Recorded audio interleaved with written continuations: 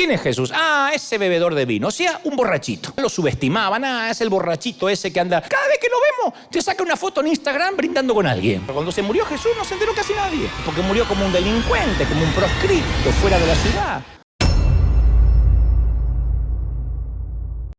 La primera imagen de Jesús que recuerdo cuando era chiquito era un Jesús con un cabello muy largo, suelto, rubio, cara angulosa, piel blanca, pálida, casi un galán. Era casi un galán venezolano, ¿no es cierto? O un galán brasilero, como el Jesús más moderno. Pero yo lo recuerdo cuando era niño que me pasaban diapositivas y llevaba una túnica blanca con una banda roja cruzada y en sus brazos sostenía un corderito dormido. Y era como para mí era un tío bueno, Jesús, que acariciaba las cabezas de los niños y de las niñas y daban consejos tipo, sean buenos con mami, sean buenos con papi, hagan la tarea. Preferimos a ese Jesús, a un Jesús alto, a un Jesús bien parecido y por sobre todo esbelto, ¿no es cierto? Armónico. Y nos gusta la idea así de un Jesús con ojos azules. La gran mayoría del subconsciente colectivo, Hollywood lo ha retratado así. Un Jesús con ojos azules, europeo, no sabemos por qué, por nación judía, pero agringado, casi un hueso colorado, como le dicen aquí a los gringos, alejado totalmente de las fisonomías del Medio Oriente. Pero los castings de Hollywood no respetan la realidad, ¿no? Ni la veracidad. El Jesús de Hollywood, o todos los Jesús que han desfilado por la pantalla grande, por el celuloide, siempre han sido unos Jesucristos perfectos. Y cuando en algunas culturas retratan a un Jesús regordete o feo o distinto, porque cada cultura dice que tiene su Jesús o como se lo imagina, a nosotros en Occidente hasta nos parecen ofensivas esas imágenes, ¿no? Hasta blasfemas en cierto punto, porque decimos, no, ese no es el Jesús que yo imagino, pero es el que imagina cada quien, digo, en términos físicos. Y debido al silencio de los evangelios, no podemos saber cuál era la apariencia de Jesús, cómo era. Y me parece bueno que sea así.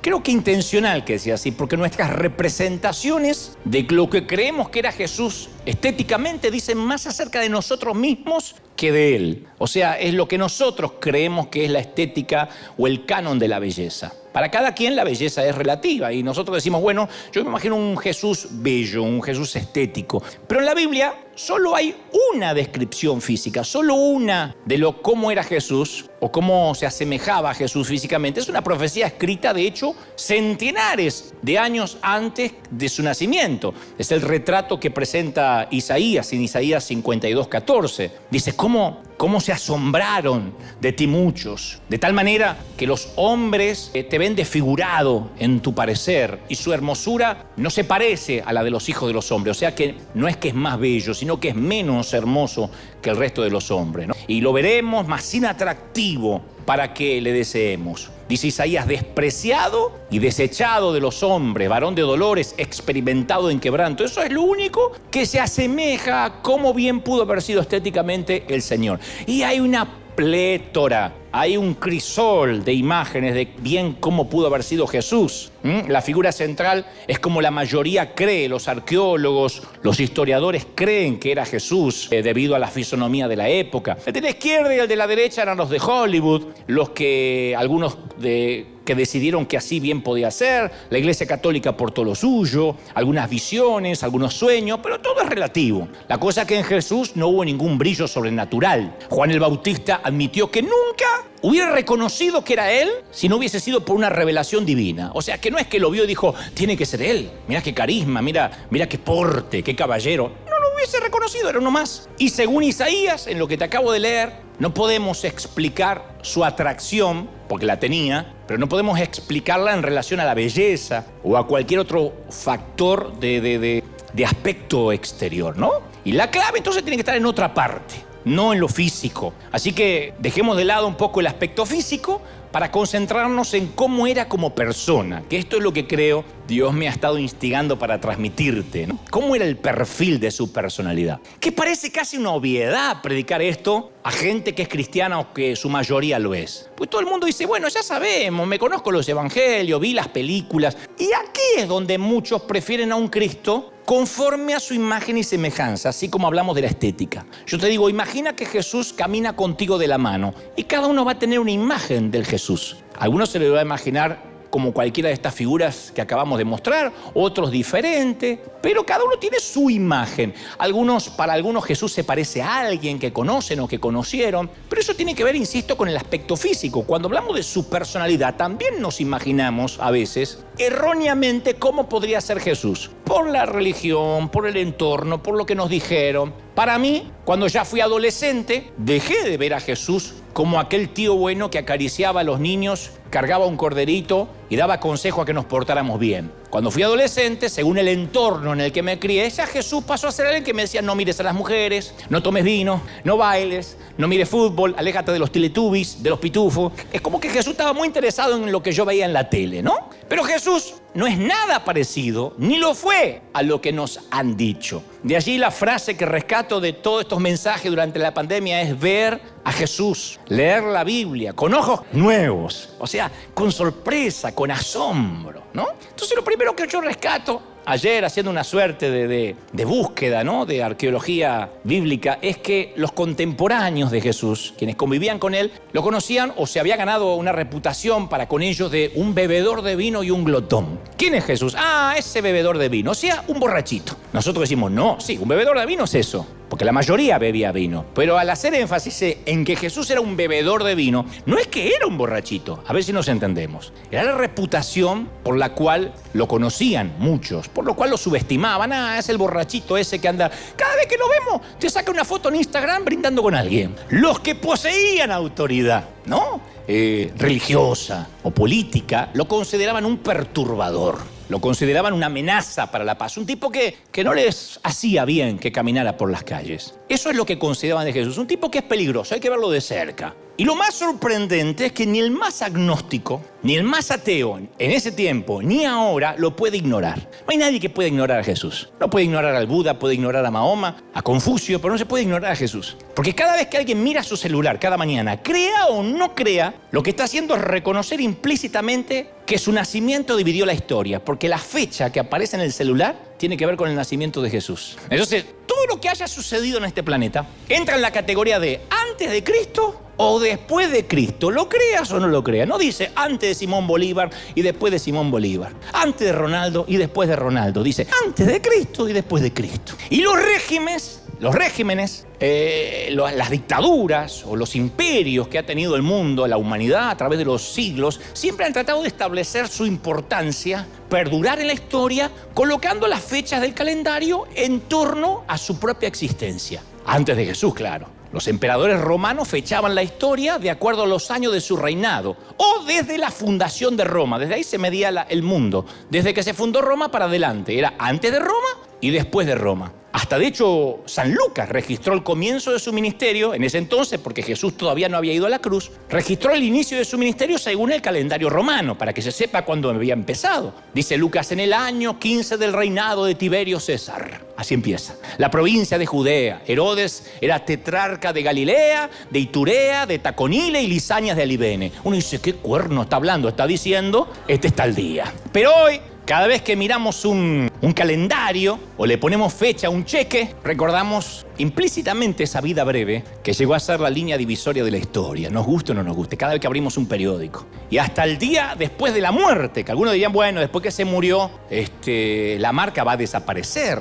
No, hasta el día después de la muerte, la marca que dejó en el mundo, uno pensaba que iba a desaparecer rápido y no fue así. Porque por lo general, cuando alguien muere, cuando un celebrity muere, cuando alguien, un premio Nobel, alguien famoso muere, el impacto que ejercía en el mundo, o que ejerce en el mundo, empieza a desaparecer con el correr del tiempo. No hay una vida tal que el correr del tiempo no pueda transformar en algo nebuloso. En algunas décadas más, ya nadie se va a acordar quién era Steve Jobs. Nuestros nietos no van a saber quién es. No van a saber quién es Maradona, John Lennon, Kobe Bryant, Michael Jackson. Entonces, nuestros nietos se preguntarán quiénes fueron, capaz, y quizá medios aburridos, abúlicos, escuchen un poco una crónica, un repaso, una historia en la escuela de uno de estos personajes. El día que murieron Alejandro Magno, César Augusto, Napoleón, Sócrates, la reputación de cada uno era enorme. Cuando Jesús murió, Parecía que todo su movimiento era moribundo, que nadie más se iba a acordar de él. Era diminuto todo lo que geográficamente había logrado para empezar. Era diminuto, era chiquitito, no era enorme. Cuando se murió un César, se enteraba el mundo conocido de la época. Cuando se murió Jesús, no se enteró casi nadie. Grandes hombres trataron, además de esto, de alcanzar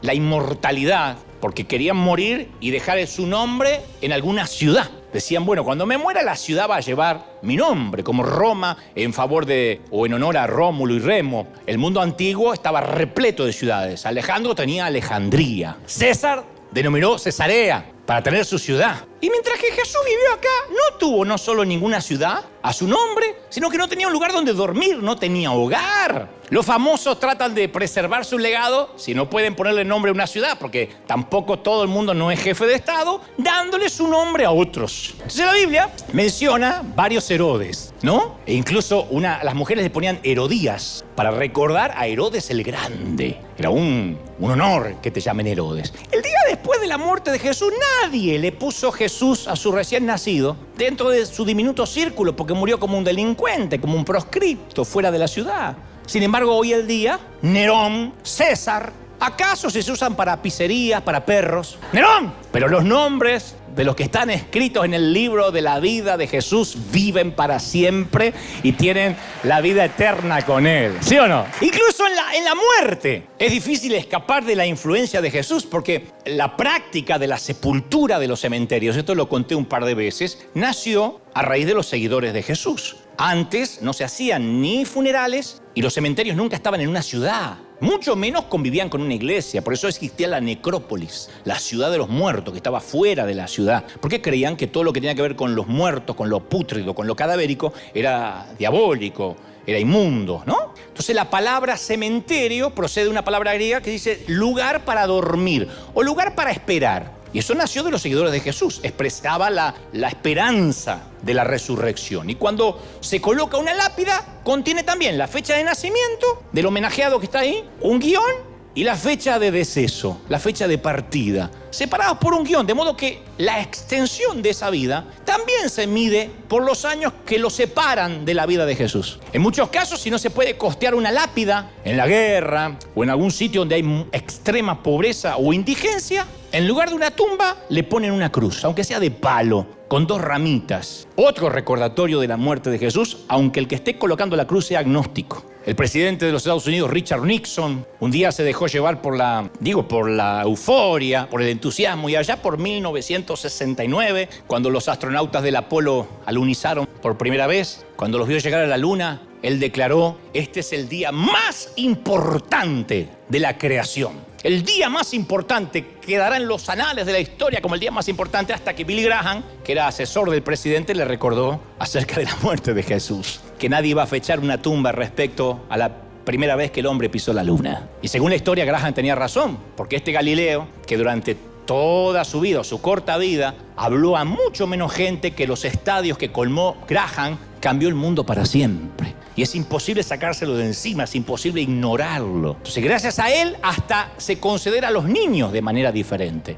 Porque a los niños no se los bautizaba, no se les daba nombre. Bueno, no es que se los bautizaba, no se les daba nombre, porque luego se instauró el bautismo en la Iglesia Católica. Pero no se daba nombre hasta el 8º día. De hecho, Jesús le pusieron nombre al 8º día. Hasta ese momento era legal poder matar al recién nacido. Por eso no estaba obligado nadie a darle nombre hasta el 8º día. Podía dejarlo a la intemperie para que muriera, sin que sea un crimen, Especialmente si tenía alguna deformidad, si tenía algún problema mental, o era del sexo no deseado. Querían un varón y vino una niña, se la dejaba morir. Si iban a anotarlo al 8º día es porque estaban seguros, habían pensado 8 días si se iban a quedar con el niño o no. Más que un aborto es un asesinato, literalmente. Bueno, el aborto también lo es, pero esto es un asesinato mansalva. Y Jesús cambió eso, porque esta costumbre cambió debido a un grupo de personas, seguidoras de Jesús, que dijo: dejad a los niños venir a mí, no se lo impidáis. De ellos es el reino de los cielos. Pensábamos que era material de descarte, decían, hasta Jesús. Las Naciones Unidas han tomado este mérito o esta línea de pensamiento, lo ha escrito en sus anales a partir de Jesús. Jesús nunca se casó, gloria a Dios, dijo alguien, no, déjenme avanzar. Pero la forma en que trató a las mujeres creó una atmósfera tan agradable que las mujeres se le unieron a él, cosa que no ocurría, en tiempo récord se le pegaban. pero no a un nivel malsano, sino que él tenía un atractivo, una sensibilidad muy especial para con las mujeres. Hay un comentario, de hecho, de Jesús acerca de las hijas de Jerusalén, que si bien es profético, y a veces parece que lo leemos como que Jesús estaba enojado, es tierno. En un momento Jesús dice, ¡ay de las que estén encintas! ¡Ay de las que estén embarazadas y de las que críen hijos en aquellos días! Lo dice con dolor. Y no era normal que los hombres tomaran en cuenta las dificultades del embarazo, el de criar a los hijos, pero él tenía esa sensibilidad con las mujeres, era detallista. De hecho, por esto los religiosos lo denigraban, justamente por eso, por darle lugar a los niños, a las mujeres que eran para ellos el último escalafón del ecosistema social. Y luego las enseñanzas de Jesús. Yo voy a las enseñanzas de Jesús y yo creo que todo lo que él enseñaba respecto a las mujeres, a los niños, como que iba eliminando esas suertes de discriminación, ¿no? El doble estándar de género que estaba codificado en la ley romana. La mujer no podía hablar, la mujer tenía que estar fuera. Y además de eso, el imperio romano era muy cruel. Y así eran todos los imperios de la época, ¿no? Especialmente con los malformados, con los enfermos, con los esclavos. Y Jesús dijo, todo lo que hicieron por el más pequeñito, malformado, esclavo, roto como sea, lo hicieron por mí. Y eso fue, de alguna forma, emergiendo la idea que el sufrimiento de cada individuo era importante para Jesús. Por muy pequeño que fuera, por muy insignificante que fuera, importaba. Eso no ocurría en el mundo antes de Jesús. Si estaba deformado, tenía que morir. Si era corto de vista, no merecía vivir. Si era obeso, había que matarlo. Entonces, la humildad, que en el antiguo mundo la gente desdeñaba, no era una virtud ser humilde. Ser humilde era ser pusilánime, flojo, débil, cobarde.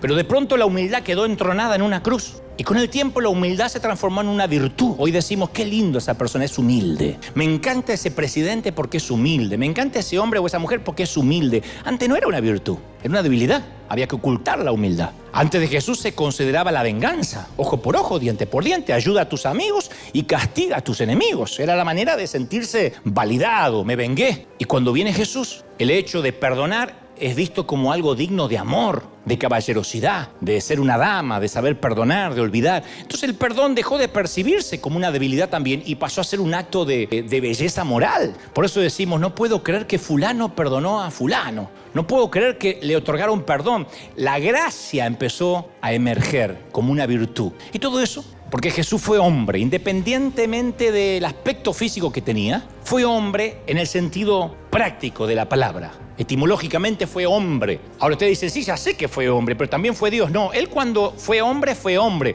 Porque Job, que era el más caradura de todos los profetas, porque los profetas cuando se enojaban con Dios, a veces lo retaban a él. O sea, lo desafiaban como diciendo, bueno, tú eres Dios, tú no estás acá abajo, ¿no? ¿Qué sabes tú? Job fue el más caradura, llegó a decirle de manera descarada, tú no sabes cómo son las cosas aquí. Que ocasionó un debate con Jesús, ¿no? con Dios. Tú no sabes cómo son las cosas aquí. Y le dice Job, ¿tienes tú acaso ojos de carne? ¿Ves tú como el hombre acaso? Y bueno, las respuestas de Dios nos hicieron esperar. Pero Dios vivió 33 años confinado al planeta Tierra. Jesús vino a conocer en persona el dolor, no que se lo contaran. Y cuando vino, no vino lejos de las tierras polvorientas de las que Job había sufrido. Vino a la tierra confinado como hombre. Y yo creo que esas palabras retumbaron en los oídos de Dios. ¿Tienes acaso tú ojos de carne? Sí, los voy a tener por 33 años. Voy a pasar todo lo que ustedes pasan. Dios lo tuvo por un tiempo. Pero volviendo a los evangelios, que esto es lo que más me interesa, ahora se va a poner fascinante, a mí me sorprende que los escritores, desde que era chiquito, me sorprendió siempre que los escritores pasan por alto el 90% de su vida. Hay tanto para contar, pero a mí me sorprende que los escritores, los evangelistas, olvidan el 90% de su vida. Es como que ciertos hechos biográficos que nosotros moriríamos por saber, ¿o no? Es como que no les preocupó a los autores de los evangelios. No es importante, no es relevante. El credo de los apóstoles pasa apresuradamente por su vida, comienza con su nacimiento, ¡pum!, hay una cosita nomás en la adolescencia y después ¡buap!, salta al momento que se va a bautizar y tiene 30 años y va a comenzar el ministerio. Y ahí lo sigue hasta su posterior muerte y resurrección y ascensión al cielo. ¿Qué sucedió entre el intervalo entre el nacimiento y el sufrimiento bajo Poncio Pilato? ¿Qué pasó con José, el padrastro? Porque no era el padre biológico José. ¿Qué pasó? Bueno, se supone que murió porque no apareció nunca más. ¿Cuándo murió? ¿Por qué no dicen cuándo murió? ¿Sufrió? ¿Lloró Jesús? ¿De qué se murió? ¿Lo atropelló un carro? ¿Le agarró un infarto? No sé. Por alguna razón, todo lo que Jesús dijo o hizo en 30 años en la tierra queda descartado como un tema menor. No al lugar, no es relevante. Así que no chismen, porque esto, ay, ¿de qué va a hablar? ¿De Jesús oculto? ¿Qué descubrió? No importa eso. Es como como que Jesús mismo prefirió ese misterio. Como si dijera hasta el día de hoy, examíname, conóceme, investígame, supone, presume. Y no nos da luz respecto a ese tiempo. Y yo fui descubriendo de a poquito, al leer la Biblia con ojos nuevos, especialmente durante esta pandemia, que Jesús se parece muy poco a esos dibujos que me pasaban en diapositivas desde la escuela dominical. Y menos al Jesús de las películas. El de ahora, el brasilero que parece un galán, nada que ver. No fue hasta que fui a la Biblia con ojos nuevos y dije, a ver, Señor, muéstrame de vuelta, porque a veces uno, cuando lleva años en este peregrinar cristiano, dice, yo ya no estoy para leer los del Nuevo Testamento, yo ya me conozco la Biblia de memoria. Y ahí es cuando los ojos se cansan, cuando lo sagrado se vuelve común. Como cuando un pastor dice, yo ya no estoy para adorar, que adoren los otros. A mí llámame a la hora de la prédica y mientras voy a tomar un cafecito ahí atrás, a la hora de predicar salgo. Ya no estoy para adorar. Cuando uno cree que llega a un nivel que ya no necesita aquello que alguna vez le sirvió, se vuelve ignorante, necio en su propia opinión. Entonces a veces uno dice, no, que voy a leer los evangelios, yo soy más bien de sofonías. Ni sabe dónde está, pero lo dice como para decir, mirá qué teológico que soy. Y cuando uno va a la Biblia con ojos nuevos y le dice, Espíritu Santo, dime quién eras. Yo se lo dije, quiero que me digas quién era, no quiero quedarme ni con las fotos de niño, ni con las de adolescente. Dime quién eras, cómo es tu perfil, o cómo fue tu perfil mientras que caminabas acá. Y yo descubrí que para comenzar era mucho menos manso de lo que los retratos lo han pintado. La obstinación lo frustraba. La santurronería, ¡ay!, lo sacaba de quicio. La fe sencilla lo conmovía y era mucho más espontáneo que una persona promedio, que cualquier hombre promedio del día de hoy. Era espontáneo, era auténtico. Más leo de Jesús, más difícil me resulta encasillarlo. Se ve que es colérico, se ve que es flemático. No puedo encasillarlo. Porque yo veo que Jesús dijo muy poco acerca de la ocupación romana, que era el tema principal de conversación entre todos sus coterráneos. ¿Qué vamos a hacer con el gobierno de facto, con los romanos, con el imperio? Él casi no habló de la ocupación romana, como que Roma es otra cosa. Alguna vez, si alguien tiene tiempo, vaya a ver Solo es Roma, un mensaje que está allí, que predicamos durante la pandemia. Él decía, eso es Roma. Mi reino no tiene que ver con Roma. Pero sin embargo toma un látigo y arroja del templo judío a los mercaderes, pasando por encima de las normas de Roma. Insistió en que se obedeciera la ley de Moisés. Hablaremos de esto en otro momento. Él dijo, yo quiero que se obedezca la ley, yo no he venido para abogar la ley. Sin embargo, se lo acusaba que no seguía las leyes de Moisés. Esas mismas leyes que él decía, sí, está buena. Él decía, no las siga, él no las está siguiendo, lo acusaban. Podía sentir profunda simpatía por un extraño, un centurión, que era un tipo del gobierno dictatorial. Pero de repente le podía decir a su mejor amigo, quítate de mí, Satanás, quítate delante de mí, a Pedro. Tenía ideas radicales acerca de los ricos, acerca de las prostitutas. Sin embargo, ambos grupos disfrutaban de su compañía. Los ricos y las prostitutas disfrutaban de estar con él. Un día parecía que los milagros fluían y no paraba de hacer milagros, y al día siguiente su poder quedaba paralizado ante la falta de fe de la gente y no hacía ningún milagro. Evitó una vez que lo arrestaran, de modo que los soldados que fueron a arrestarlo volvieron con las manos vacías diciendo, nadie ha hablado con la autoridad que habla este hombre. Y otra vez, cuando supo que tenía que hacerlo, fue y se dejó arrestar voluntariamente, libre. Cuando hacía algo realmente milagroso, lo procuraba ocultar. Hay dos palabras que uno jamás podría adjudicarle a Jesús. Hay dos palabras que no sé por qué la iglesia siempre se las adjudica a Jesús, y son dos palabras que nada tienen que ver con él. Es la antítesis, están las antípodas de lo que era Jesús. Aburrido y predecible. Ese será tu marido, pero no era Jesús. Aburrido y predecible. ¿Por qué lo pusimos como que parece un Jesús antidepresivo? Como dijo un escritor, le han cortado las uñas al león de Judá. Lo han estereotipado, lo han adecuado para curas pálidos y ancianas piadosas, para poner a Jesús en una cruz. No, Jesús fue un ser humano, un judío de Galilea, con nombre, con familia, una persona como otra cualquiera, pero a la vez diferente a todas las personas que habían vivido jamás. Y la iglesia le tomó siglos, por lo menos 5 o 6 siglos, en debates. Si Jesús era como cualquiera o no, Jesús era diferente. Hay cuadros allí, pinturas apócrifas de Jesús transformando un gusano en mariposa o mariposa en gusano si estaba enojado, haciendo que sus carritos volaran. No hay registro de que él haya echado mano a su divinidad antes de los 30 años. Pero para quienes fuimos educados en la iglesia, la balanza siempre se inclina. No, ¿cómo vas a decir que Jesús era alguien normal? Era diferente. Yo decía, claro, el padre de Cristo era celestial, su mamá era terrenal. Era una adolescente, una muchacha que queda embarazada por el Espíritu Santo, así que su papá era celestial y su mamá era terrenal. Ahora imagínate a Cristo explicando la diferencia entre su lado paterno y su lado materno, ¿no? Cuando dicen, ¿qué edad tenés? Mira, yo soy menor que mi madre. Sí, lógico, pero tengo la misma edad que mi padre. Cuando le preguntaban, ¿dónde naciste? Bueno, por parte de mi madre en Belén. Por parte de mi padre he existido siempre. ¿Y dónde vives? Bueno, por parte de mi madre vivo en esa casita ahí en Nazaret. Por parte de mi padre soy dueño de la tierra, de todo lo que ves, y he venido a visitar la tierra por algunos años, ¿no? ¿Y tenés alguna posesión, alguna tarjeta de crédito? No, por parte de mi madre tengo que pedir todo prestado. Por parte de mi padre soy el dueño del oro, de la plata, de las montañas, de todo lo que hay aquí, soy el dueño de todo. Y Jesús, vas a morir. Mira, por el lado de mi madre voy a morir en Jerusalén. Por el lado de mi padre voy a vivir por siempre. Entonces, como Jesús lo veía como... La gente lo veía como un hombre terrenal, pero como Cristo era el ungido de Dios. Entonces, él era el Hijo de Dios. Esto es lo que a mí me sorprende, de esta personalidad abrumadora, atractiva, subyugante. Él era el Hijo de Dios, sin embargo, comía, bebía, como los demás hombres. Incluso se cansaba, iba al baño, se sentía solo, estaba en su energía, y vivió como hombre. Y yo veo que en ocasiones él, leyendo la Biblia con ojos nuevos, se sentía como en casa acá en la tierra. Claro, tenía su padrastro, su mami. En otras ocasiones se sentía lejos del hogar, porque sabía que él no era de aquí. Yo pienso en la única escena de la Biblia que sabemos algo de su adolescencia, entre ese punto, entre el nacimiento y su vida adulta, cuando desapareció en Jerusalén por 3 días. Un nene de 12 años por 3 días. Y Jesús contesta, ¿por qué me buscan? ¿No sabías que en los negocios de mi padre me es necesario estar cuando él se perdió en el templo o se autoperdió en el templo, ¿no? Ya había una grieta dividiendo a Jesús y su familia, un conflicto de lealtades que ya tenía a los 12 años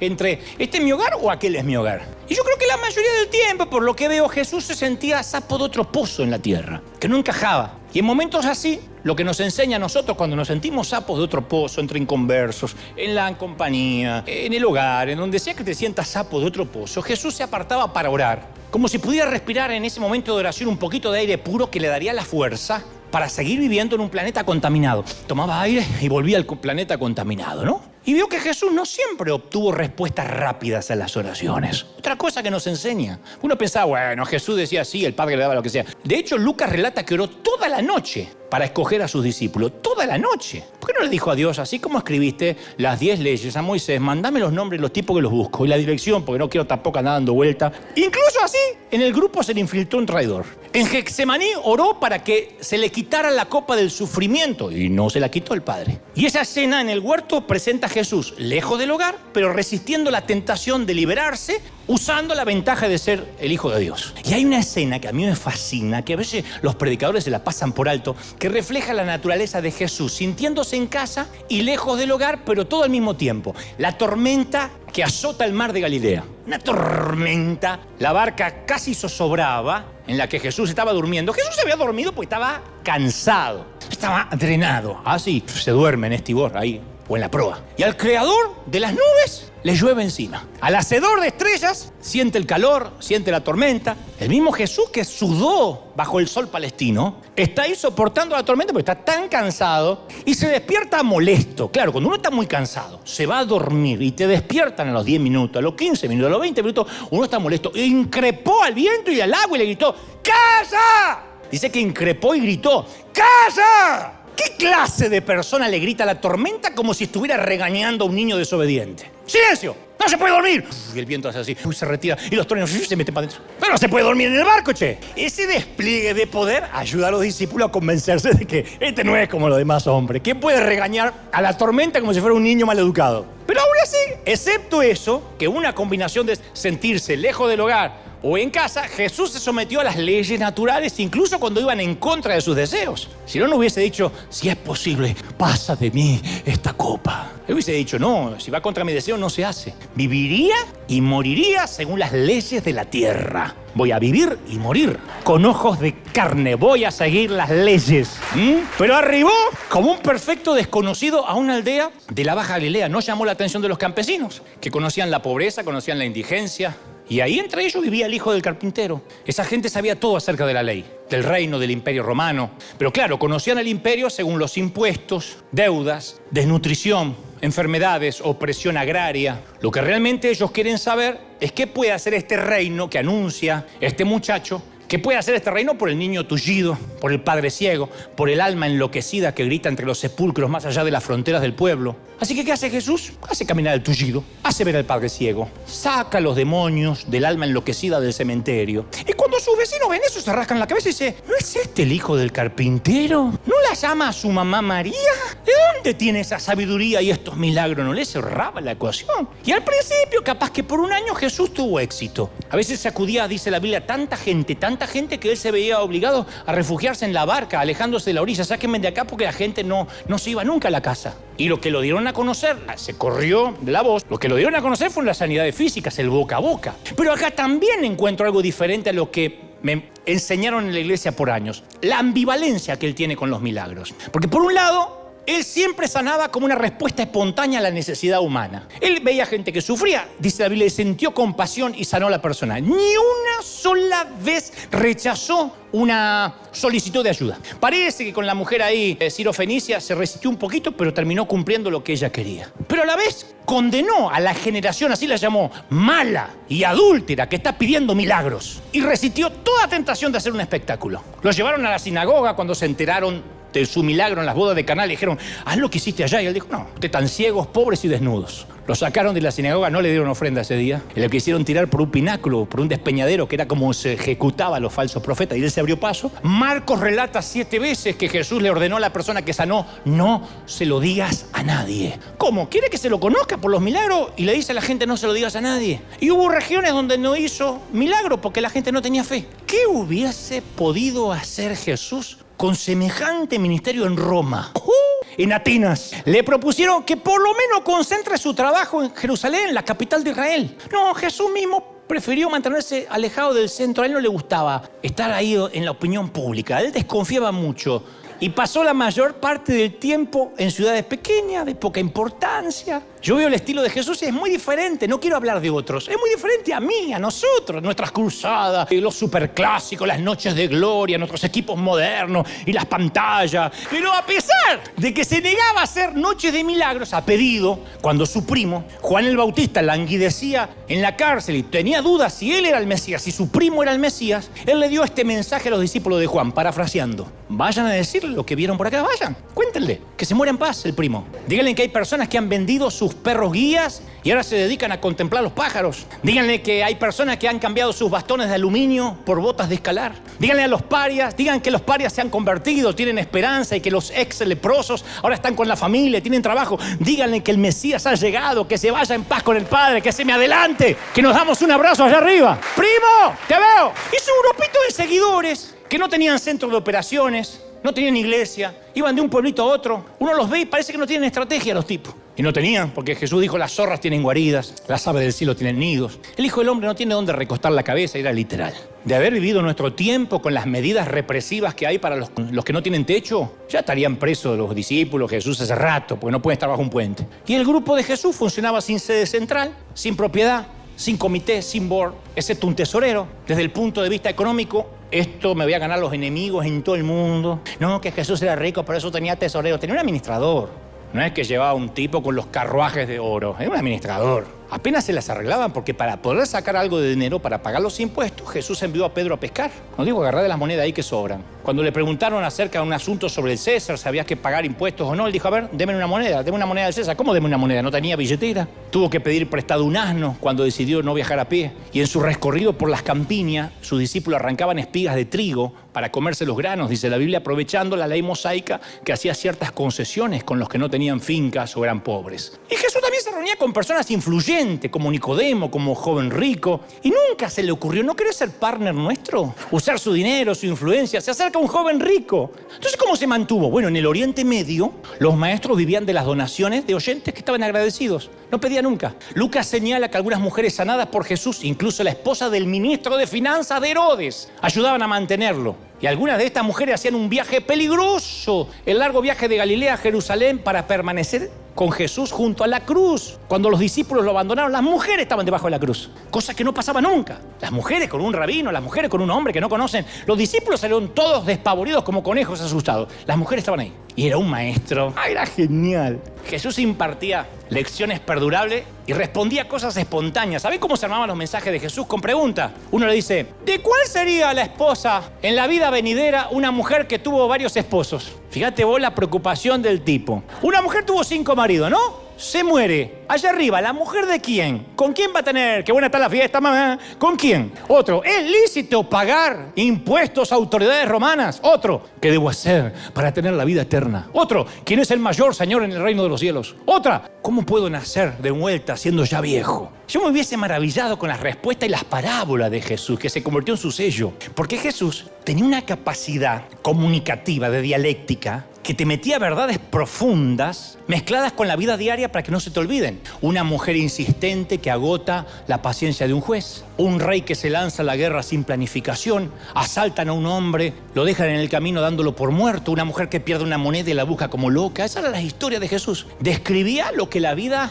lo rodeaba. Las parábolas sirvieron a sus propósitos porque a todo el mundo le gusta una anécdota, una buena historia. Y la capacidad de Jesús para contarla, para expresarse en una sociedad que era casi analfabeta, de campesinos, pescadores, a todo le caía la moneda. Cuando los escribas predicaban no entendían un cuerno lo que decían, como pasaba en ese entonces. Entonces, qué lástima que salimos a todo el mundo, después ya les contaría tanta... Pero como las anécdotas son más fáciles de recordar que los conceptos, que los esquemas, que las tesis, las parábolas ayudaban a conservar su mensaje. Y años después, cuando la gente recordaba sus enseñanzas, ¿te acordás la oveja perdida? ¿Te acordás? Claro, una cosa es hablar en términos etéreos, infinitos, de lo que es el amor de Dios. Y otra muy diferente, hablar de un papá desconsolado que todos los días sale al horizonte a ver si puede divisar alguna señal del hijo descarriado. No se olvidaron nunca de esa historia. Porque Jesús estaba lleno de gracia y de verdad. ¿Alguien lo cree, sí o no? Dice Juan, lleno de gracia y de verdad. Primero gracia. A diferencia de los que tratan de complicar la fe, de hacer mensajes difíciles, él predicó el hombre, el predicador más sencillo que jamás existió, señoras y señores, Jesucristo. Sencillísimo. Él predicó de manera sencilla y nos ofreció amor que nos llega libre de costo, paga la casa. No hay nada que hacer, está todo pagado. Pero tampoco podían decir, bueno, es un libertino, porque él no suavizó la santidad de Dios. En las bienaventuranzas amplió el homicidio e incluyó el odio. Amplió el adulterio e incluyó el deseo lujurioso. El robo e incluyó la codicia. Entonces, en palabras de Mateo, él enseñaba como quien tiene autoridad, no como los escribas. No, porque los escribas leían. ¿Saben cómo predicaban los escribas? Se paraban en la sinagoga y leían lo que decía Isaías. Aquí viene el día, dice el Señor, dice la palabra, en que vamos a estar todos junto con él, en que viene el Mesías, y la gente decía, no daban opiniones personales. No podían, ¿cómo van a dar una opinión personal? Jesús daba muchas opiniones personales y la escritura era como un comentario adicional. ¿Oíste que fue dicho? Pero yo digo, era su muletilla. Pero era la fuente. Y al hablar no hacía distinción entre sus palabras y las de Dios. Y sus oyentes entendieron eso y dijeron, está blasfemando. ¿Cómo yo digo? ¿Quién es él? Él es un predicador para decir yo digo. Como que yo te diga, te voy a bendecir. No, no me va a bendecir, me va a bendecir Dios. Él decía, yo te bendigo. Pero Jesús era audaz, no retrocedió. Se enfrentó a quienes los interrumpía. Él se enfrentó a mofadores de todas clases. Le dio órdenes a los demonios, espíritu inmundo, espíritu mudo y sordo. Sal de este hombre y no vuelvas a entrar en él nunca más. Y los demonios le decían el santo de Dios, el ungido de Dios. A mí me sorprende que los demonios nunca dudaron de quién era. Los religiosos sí. Él decía, yo soy el Padre, y el Padre y yo somos uno. El Hijo y el Padre somos uno, y tengo el poder de perdonar pecado. Por eso lo crucificaron. No tenían precedente, le trajo problemas. Pero me sigue sorprendiendo que dice, Jesús no se reía. No era de hacer chistes. Lee los mismos evangelios que yo, que lo veo realizando sus primeros milagros en una boda, poniéndole apodo a sus discípulos, ganándose la reputación de bebedor de vino y comilón. Cuando los religiosos criticaban a sus discípulos negligentes, estos tipos no oran, no se lavan las manos. Jesús dice, ¿qué? ¿Pueden estar los que están en las bodas, estar ayunando cuando el novio, cuando el esposo está ahí? De todas las imágenes que pudo escoger para sí mismo, decidió escoger la del esposo, que es el que alegra toda la fiesta, porque está esperando a la novia. Entonces los evangelios presentan un hombre con un carisma, que la gente permanecía sentada horas sin comer, días. Jesús se emocionaba mucho, porque yo veo toda una gama, una plétora de emociones de Jesús que la iglesia no las cuenta. Compasión instantánea por un leproso, alegría ante los éxitos de sus discípulos, estallido de ira ante los legalistas insensibles, dolor por una ciudad recalcitrante, terribles gritos de angustia en el huerto de Getsemaní en la cruz, una paciencia inagotable con la gente, con las ovejas, cero paciencia con las instituciones religiosas. La falsa versión de Jesús parece un Jesús de peluche, un Jesús suavecito, así, un Jesús parecido al Ken de Barbie. Ese no es el todopoderoso Cristo del Nuevo Testamento. Las duras palabras de Jesús eran conocidas como severas, ofensivas. Jesús ofendía mucho a los religiosos, a esos religiosos descafeinados que andaban por ahí. Los insultaba. Hipócritas, necios, ciegos guías, malvados, malditos, raza de víboras. No era un conejito, era el Rey de Gloria, hablando, enojado. Hoy va a predicar Jesucristo en persona y aparece Cristo. ¡No sigan el ejemplo de los fariseos, que dicen una cosa y hacen otra! Atan cargas pesadas en los hombros de los demás que ni ellos pueden soportar. ¡Hipócritas! Las echan sobre los hombros de los demás y no los dejan llegar al cielo. Ni siquiera ellos pueden mover esas cargas con un dedo. ¡Miserables! Todo lo hacen para que los vean a los señores. Y les gusta llevar en la frente y en los brazos versículos de las Escrituras y ponerse borlas religiosas. Aspiran los mejores lugares en las comidas, en las sinagogas. Quieren lugares de honor y que les digan apóstol, profeta, maestro. Adoran estar en los afiches, en los flyers. ¡Ay de ustedes, fariseos! Hipócritas que cierran la puerta del reino para que otros no entren. Ni ustedes mismos entran, porque no es que ustedes van a entrar. Ustedes son ciegos, guías de ciegos, tontos. ¡Ay de ustedes, maestros de la ley! Hipócritas que son como sepulcros blanqueados, arreglados por fuera, pintados de adentro, pútridos. Ustedes se dan de gente honrada, pero por dentro están llenos de hipocresía y de maldad. ¡Serpientes! ¡Raza de víboras! Nunca escaparán del castigo del infierno. Y pasa Pedro y dice, ¿levantamos la ofrenda? Solo un mensajito de un día que estaba... ¿Quién se atrevería a hablar hoy así? No vivía en una burbuja. Advirtió, exhortó, reprendió y tenía una masculinidad que 21 siglos después la mayoría de los hombres a veces evaden. Porque no era el machote, yo soy macho. No, lloró delante de su discípulo 3 veces al menos. No ocultó sus temores, mi alma está triste hasta la muerte. Dijo en Getsemaní, quedaos conmigo. ¿Cuántos pastores hoy, cuántos líderes nos mostramos tan vulnerables? Tan seguros de sí mismos, que a diferencia de muchos líderes le gustaba alabar a las personas. Cuando él hacía milagro le daba el crédito a la gente. No, tu fe te ha hecho salva, sana. Dijo de Natanael, eres un verdadero israelita, en ti no hay engaño, che. Apláudanle al muchacho. De Juan el Bautista dijo que no había nacido nadie mayor que él de una mujer. A Pedro, al volátil Pedro lo llamó, a Simón lo llamó piedra estable. Cuando una mujer humillada le rindió un acto de devoción, Jesús la defendió y dijo, se va a hablar de esta mujer hasta el fin de los días. Los evangelios muestran que él establecía conexión con la gente rápido, ya sea una mujer junto al pozo, un líder religioso en un jardín, un pescador junto al lago, e intercambiaba unas pocas palabras y la gente le contaba todo. Y la gente en la época mantenía distancia de los rabinos, porque los tipos no los llegaba a tocar nadie. Y a él se desesperaban por tocar aunque sea su túnica. Y no siguió una agenda, de manera mecánica, cosas para hacer hoy. Dudo que tuviera agenda, porque participó en fiestas que duraban varios días. Se dejaba distraer por cualquiera que se le cruzara por el camino, ya fuera una mujer con flujo de sangre, un mendigo ciego que gritaba a voz de cuello. 2 de los milagros más impresionantes, las resurrecciones de Lázaro y la hija de Jairo, se produjeron porque llegó demasiado tarde para sanarlo. Se mantenía libre de los demás, libre de la agenda. Le dicen, Herodes quiere que te vaya, dile a esa zorra que me voy a ir cuando termine de hacer lo que tengo que hacer. O sea, no era, ay, sí me voy, no, prudencia. Termino y me voy. Aceptaba invitaciones a cenar con quien fuera. Ningún personaje público hasta el día de hoy tendría una gama tan variada de amigos, desde ricos centuriones romanos, fariseos, recaudadores de impuestos, prostitutas y leprosos. A la gente le encantaba estar con Jesús. Había risa donde él estaba, siempre había candela, había gozo, había azúcar donde él estaba, ya sabor que llegó Jesús.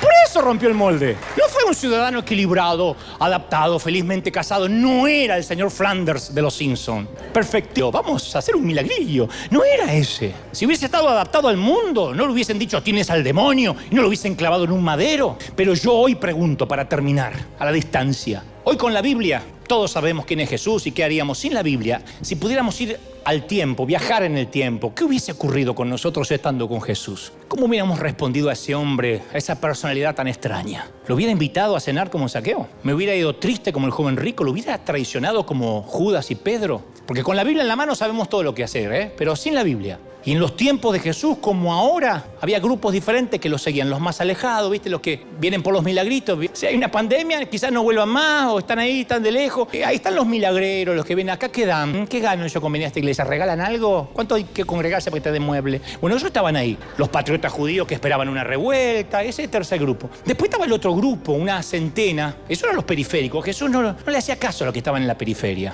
Y después hay una centena que está cerca, que Jesús les elevaba el nivel de compromiso. Le decían, miren que no es fácil seguirme, ¿eh? Miren que los ponían en una encrucijada, no pueden servir a dos señores. Olvídense del amor al dinero, ¿eh? Niéguense a sí mismos, sirvan a otros, carguen su cruz. Carguen su cruz. Era una invitación a un desfile de mártires, porque eso no era una metáfora. Los romanos acostumbraban a crucificar a los delincuentes a la vera del camino de Palestina para que los judíos supieran lo que le pasaba a los rebeldes. Él decía, tomen su cruz. Una procesión de mártires, a eso invitaba Jesús. Él decía, el que haya la vida, la perderá, y el que pierde su vida por causa de mí, la va a hallar. Y en el círculo más cerradito estaban los 12, que esto es lo que más me gusta. ¿Me aguantan unos minutos más, sí? Porque los 12 decían, Señor, nosotros sí tomaremos la cruz. Y Jesús decía, ustedes no saben lo que piden. ¿Pueden ustedes beber del vaso que yo bebo? ¡Sí podemos!, dijeron con ingenuidad. Y a diferencia de los rabinos, Jesús eligió, no se dejó elegir, eligió a los discípulos, ese tercer grupo íntimo. Era tal el magnetismo de Jesús que con pocas frases persuasivas dejaban todos los tipos, familia, trabajo, y lo seguían. Santiago y Juan, Pedro y Andrés,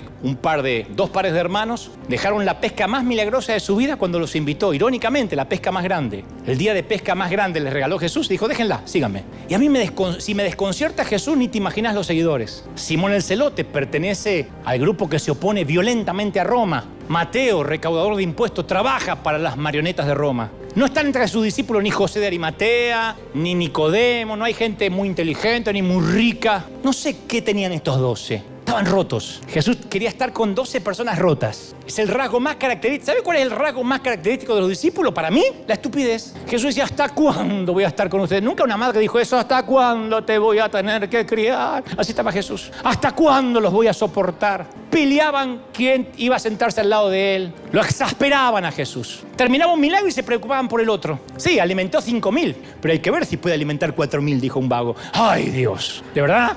¿Por qué invierte en ese grupo de perdedores? ¿Por qué ese Jesús oculto por la religión invertiría en gente como nosotros? Los evangelios dan una idea, dice, para que estuviesen con él y para enviarlos a predicar. Pero es tierno que diga para que estuviesen con él. Nunca ocultó su soledad Jesús. La familia lo dejó y él escogió a sus amigos. No los llamaré siervos, los llamaré amigos. Compartió momentos de gozo, de dolor, los buscó en tiempo de necesidad. Ellos renunciaron a todo por él y él renunció a todo por ellos. Los amaba, eran rotos. Cualquiera de nosotros somos mejores que cualquiera de esos 12. Pero el éxito de Jesús dependía de lo que esos 12 tipos iban a hacer, o esos 11 después iban a hacer. Y Jesús no parece escoger a sus seguidores según el talento innato, lo perfecto que eran, los empoderó antes. No, eran gente común, que a veces se comportaban como adolescentes mal educados. Y yo no dejo de pensar que Jesús prefiere trabajar con reclutas que no prometen mucho. Me fascina eso. Porque en cierta ocasión, después de haberlos enviado a 72 de sus discípulos para que vayan y hagan cosas, no hay otro pasaje en las Escrituras que muestren a Jesús tan exultante. Dice que vinieron y dijeron, ¡wow! Se nos sujetan los demonios.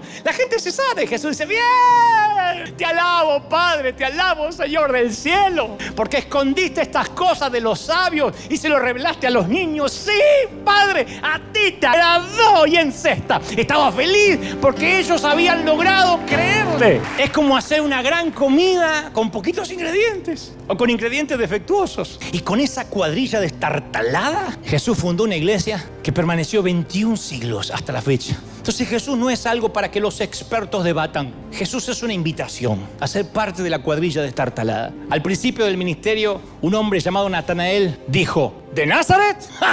¿Puede venir algo bueno de Nazaret? Y alguien que ya estaba siguiendo a Jesús, Felipe, le dijo a Natanael, ven a ver. No se ofendió, ven a ver. Dicho de otra manera, pon a prueba a Jesús. Haz un experimento de conocer al verdadero Jesús, ven a ver. Muchos no quieren ver a ese Jesús que a otros les conviene que no veamos. Ven a conocer al Jesús que los religiosos y el legalismo intentaron ocultar.